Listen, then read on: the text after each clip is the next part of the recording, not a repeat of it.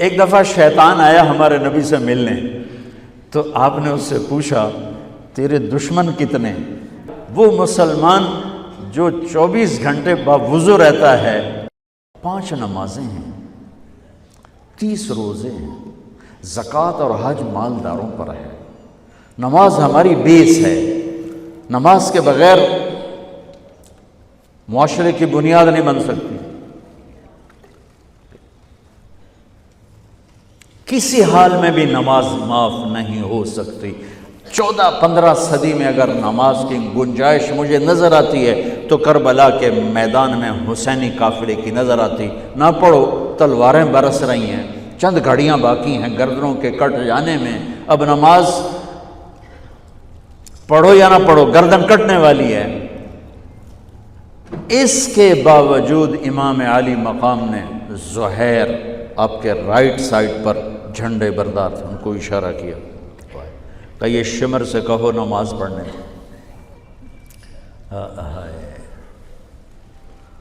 تو انہوں نے آگے بڑھ کے کہا نماز پڑھنے دو،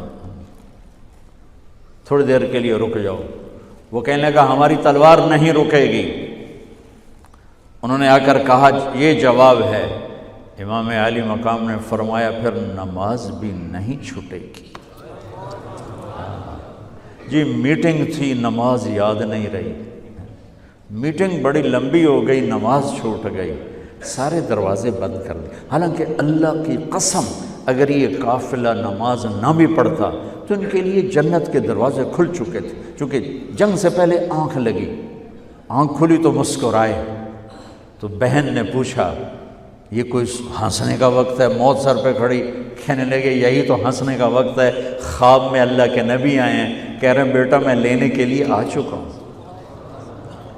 پھر نماز نہیں چھوڑی تو پی آئی اے والا کہہ سکتا ہے کہ جو میں جہاز اڑا رہا تھا نماز چھوڑ گئی۔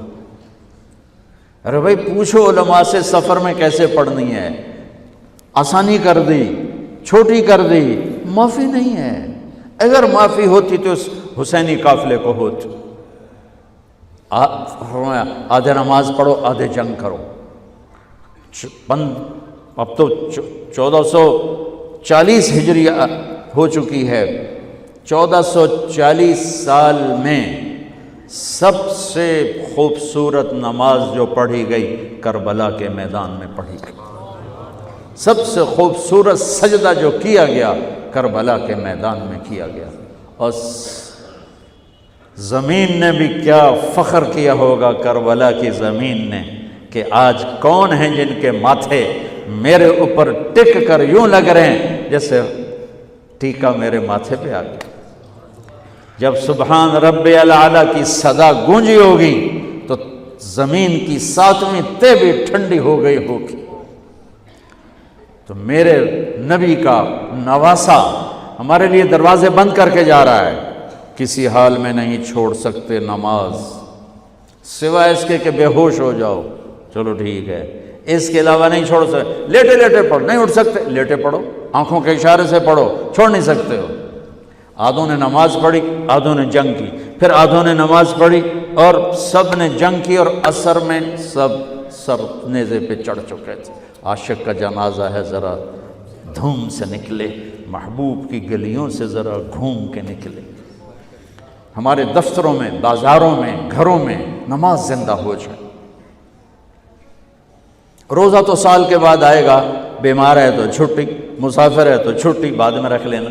زکوٰۃ پیسے والے پر ہے، حج پیسے والے پر ہے، ایک نماز ایسا فریضہ ہے جس کے لیے میرے رب نے 700 دفعہ قرآن کو ہلا دیا ہے۔ نماز نماز، کبھی لفظ صلاۃ کے ساتھ، کبھی اور الفاظ کے ساتھ، 700۔ ایک آرڈر آ جائے ملک صاحب کا تو آپ ہل جاؤ گے، آرڈر آ گیا، آرڈر آ گیا۔ میرا رب 700 دفعہ کہے اور تمہاری مسجد خالی ہو کہ ہمیں اپنے اللہ اور اس کے رسول کی عظمت اور ہیبت کا پتہ نہیں ہے۔ نماز کے بعد زندگی اگر ساری نماز بنانا چاہتے ہیں، نمازیں کتنی ہیں بھائی بولو؟ 6 ہو سکتی ہیں، 7 ہو سکتی ہیں، نہیں ہو سکتی۔ اگر ساری زندگی نماز بنانا چاہتے ہو کہ میری پوری زندگی نماز بن جائے، چاہے میں آفس میں ہوں چاہے میں جوڑیا بازار میں ہوں، چاہے میں جہاز اڑا رہا ہوں، چاہے کھوتا ریڑی۔ ایک حدیث سناتا ہوں، صرف ایک حدیث، اس ایک حدیث پہ عمل ہو جائے تو ساری زندگی عبادت بن جائے گی، ساری زندگی بندگی بن جائے گی۔ میرے نبی نے فرمایا اربع اذا کانت فیک، کہ میری امت 4 باتیں لے لو۔ میں قربان جاؤں، میرے نبی بڑے بڑے وظیفے نہیں بتاتے تھے، اپنی امت کو مشقت میں ڈالنے سے بچتے تھے، چھوٹے چھوٹے وظیفے بتاتے۔ ایک صحابی آئے، یا رسول اللہ تنگی ہے رزق کی، کوئی وظیفہ بتائیں۔ کتنے لمبے لمبے وظیفے لوگ پڑھ رہے ہیں کہ کاروبار کھل جائے اور روزی بڑھ جائے، کتنے لمبے چوڑے، کتنے کتابوں میں ایڈے ایڈے بڑے وظیفے لکھے پہ، پڑھوں یہ مندہ بڈھا ہو جائے۔ میں قربان جاؤں یا رسول اللہ آپ کی شفقتوں پر، آپ کی رحمتوں پر، سنو یہ کرو، میری بات نہیں ہے، میرے نبی کی بات ہے۔ تجربے کی وجہ سے کرو گے تو کچھ نہیں ملے گا، یقین سے کرو گے تو دروازے کھلتے دیکھو۔ کہ یا رسول اللہ ارید ان یوسع علی رزقی، میں چاہتا ہوں میری روزی کھل جائے۔ تو آپ نے کہا ادم علی الطہارہ یوسع علیک رزقک، تو باوضو رہا کر تیرا رزق کھل جائے۔ کوئی زور لگتا ہے وضو؟ تمہارے ہاں تو سردی ہوتی ہی کوئی نہیں کہ بھئی ٹھنڈا پانی ہے کیسے وضو، یہ تو ہمارے لیے مسئلہ ہے کہ بھئی ٹھنڈا پانی ہے کیسے وضو کرو۔ وہ ہمارے گاؤں کا مراسی مجھے مل گیا، میں نے کہا چل نماز پڑھے کہ نہیں جی میاں جی سردی بڑی نہ لے جاؤں، سردی بڑی، مراسیوں کو سردی زیادہ لگتی۔ میں کہا نہیں آج تک نماز پڑھا کے چھڑنا ہے۔ میں اس کو لے کے جب وہ ٹوٹی پہ بیٹھا نا، جو ہی ہاتھ پہ پائیں، اوہ حالے ہو ٹھنڈا پانی، اوہ حالے ہو ٹھنڈا پانی۔ تمہارے لیے تو یہ مسئلہ بھی نہیں کہ ٹھنڈا پانی۔ میرے نبی کی یہ سارا مجمع لے لو، یہ اوپر مستورات لے لیں، ادم علی الطہارہ یوسع علیک رزقک۔ میرے نبی نے فرمایا باوضو رہنا شروع کر دے، اللہ تیرا رزق کھول دے گا۔ اب یہ اللہ رسول کی آپس کی بات ہے تو میری بات ہوتی تو دیوار پہ مار دو، تجربہ کرو۔ نبی کی بات کو تجربہ کر کے نہیں کرتے، یقین کے ساتھ کرتے ہیں۔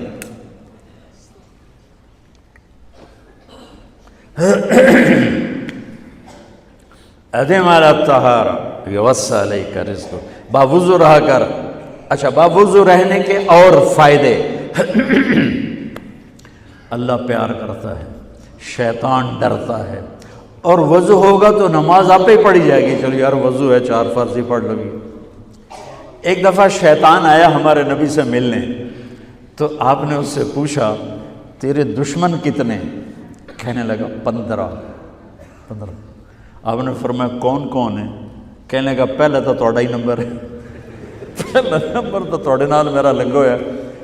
پھر کہنے لگا وہ مسلمان جو 24 گھنٹے باوضو رہتا ہے وہ میرا بڑا دشمن ہے۔ جو باوضو رہتا ہے اور باوضو سوتا ہے، ایک فرشتہ اس کے لیے بندگی کا ثواب لکھتا رہتا ہے۔